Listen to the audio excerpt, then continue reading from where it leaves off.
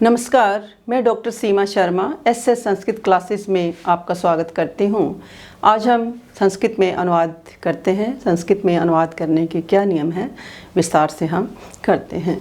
तो जब हम संस्कृत में अनुवाद करते हैं तो क्रिया कर्ता की क्या होती है, अनुसार होती है। यानी कर्ता यदि एक वचन है तो क्रिया भी क्या होगी, एक वचन की होगी। कर्ता प्रथम पुरुष होने पर क्रिया भी क्या होती है, प्रथम पुरुष की होती है। मध्यम पुरुष अगर कर्ता है तो क्रिया भी मध्यम पुरुष की होगी। उत्तम पुरुष का यदि कर्ता है तो क्रिया भी क्या होगी, उत्तम पुरुष की होगी।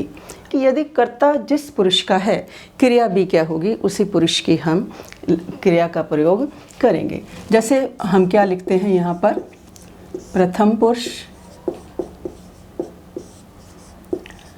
मध्यम पुरुष और उत्तम पुरुष। और यहाँ पर हम क्या लिखेंगे, एक वचन, द्विवचन और बहुवचन। वचन हमारे क्या है, तीन वचन है। क्या, एक वचन, द्विवचन, बहुवचन। जैसे हम धातु पठ ले लेते हैं तो क्या है, पठती, पठते, पठन्ति। मध्यम पुरुष में क्या आ जाएगा, पठसी, पठथे और पठत। उत्तम पुरुष में क्या आएगा, पठामी, पठावे और पठामह। लट लकार धातु रूप है ये हमारे लट लकार के। पठती, पठते, पठन्ति, पठसी, पठथे, पठत, पठामी, पठावे, पठामह।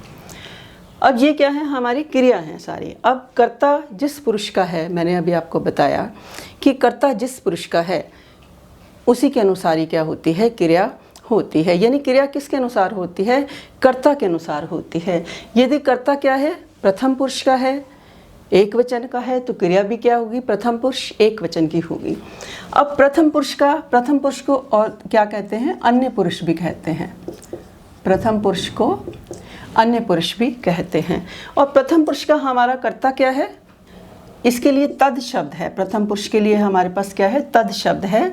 तो इसके पुल्लिंग में शब्द रूप कैसे चलेंगे, स, तौ, ति।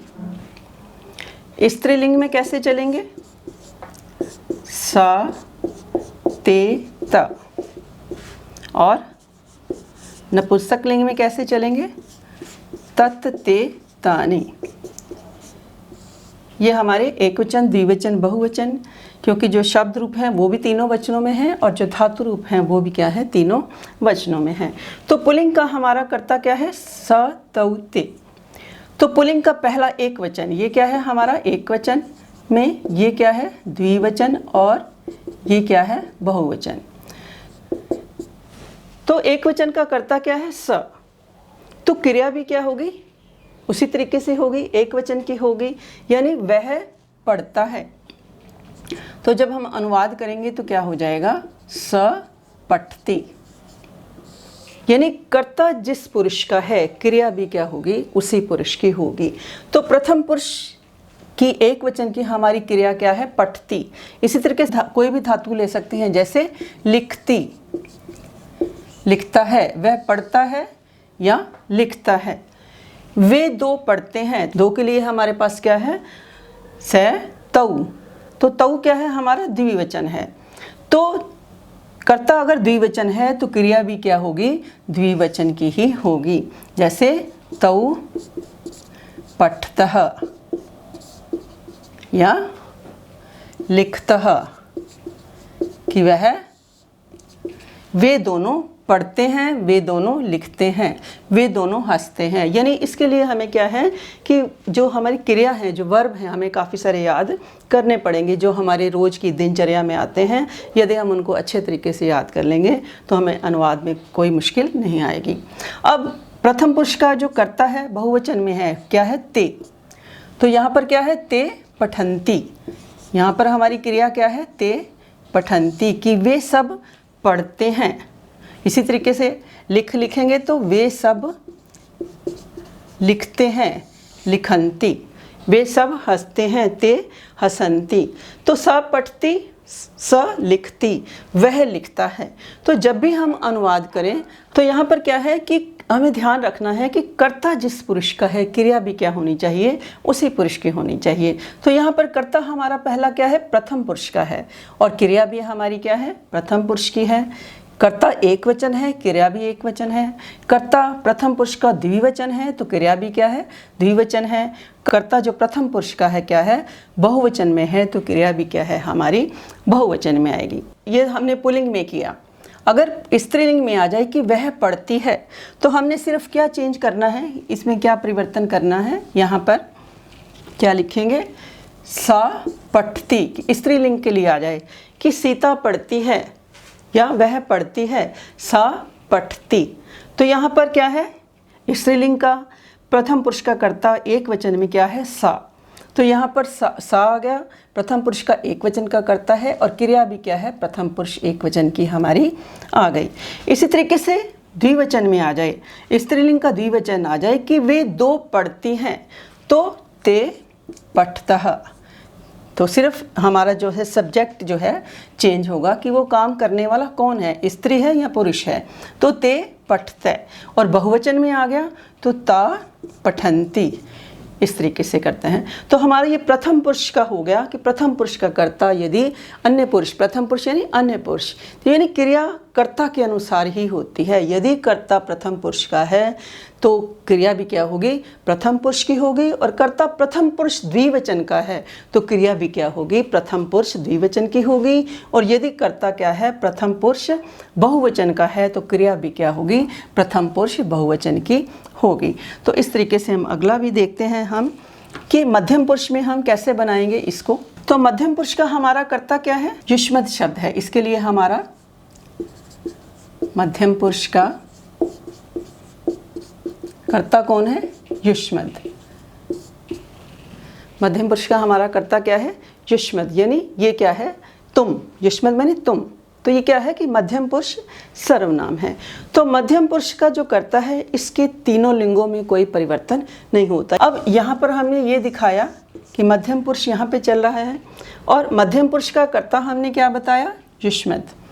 कि शब्द रूप कैसे चलेंगे, त्वम, युवाम, यूयम, यानी एक वचन, द्विवचन और बहुवचन। त्वम मैंने तुम, युवाम मैंने तुम दोनों,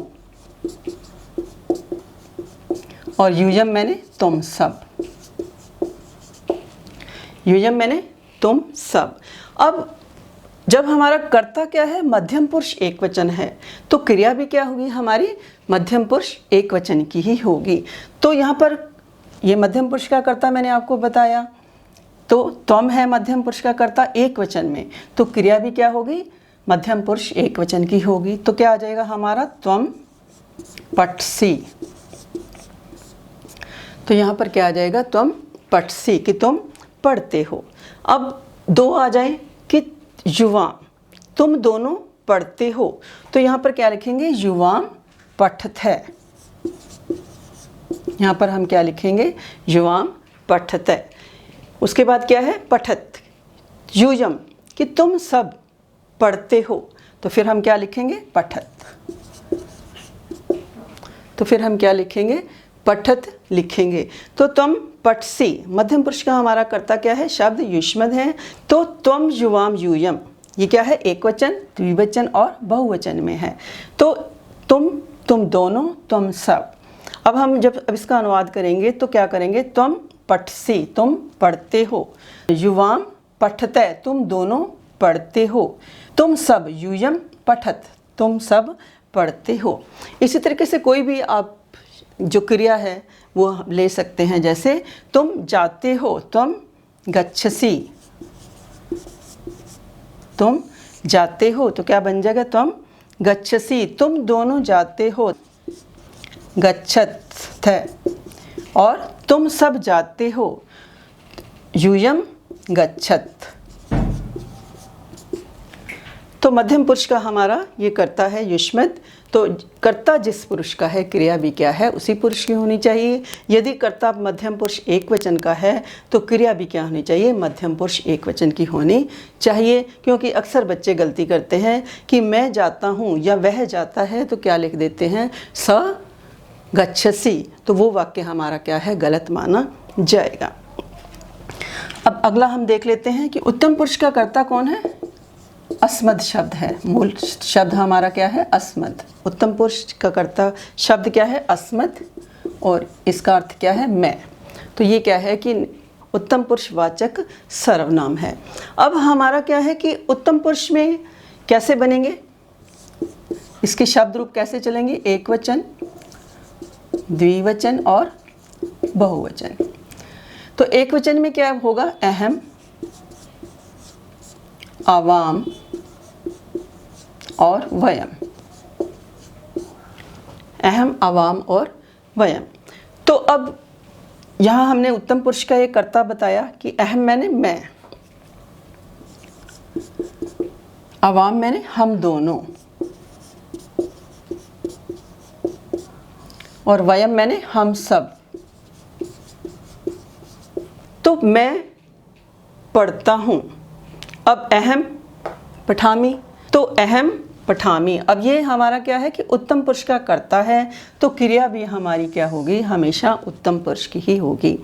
तो अहम पठामी या अहम हसामी, कुछ भी हम लिख सकते हैं, अहम गच्छामि। अब हम दोनों, उत्तम पुरुष का जो द्विवचन का कर्ता है कौन सा है, आवाम। यहाँ क्रिया भी क्या होगी, उत्तम पुरुष द्विवचन की ही होगी। तो क्या आ जाएगा, आवाम पठावह।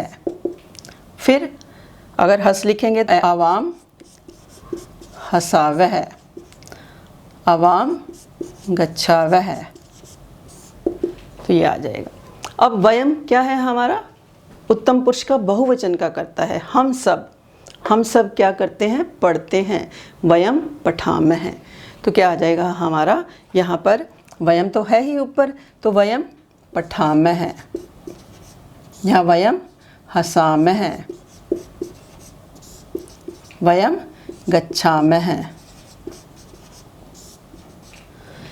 तो इस प्रकार आज हमने जो वर्तमान काल है, लट लकार का प्रयोग किस प्रकार किया जाता है कि कर्ता और क्रिया का हमेशा क्या है, सामंजस्य होना चाहिए कि कर्ता जिस पुरुष का है, क्रिया भी क्या होनी चाहिए, उसी पुरुष की होनी चाहिए। तो आज हमने लट लकार का अनुवाद सीखा कि किस प्रकार लट लकार में हम करते हैं।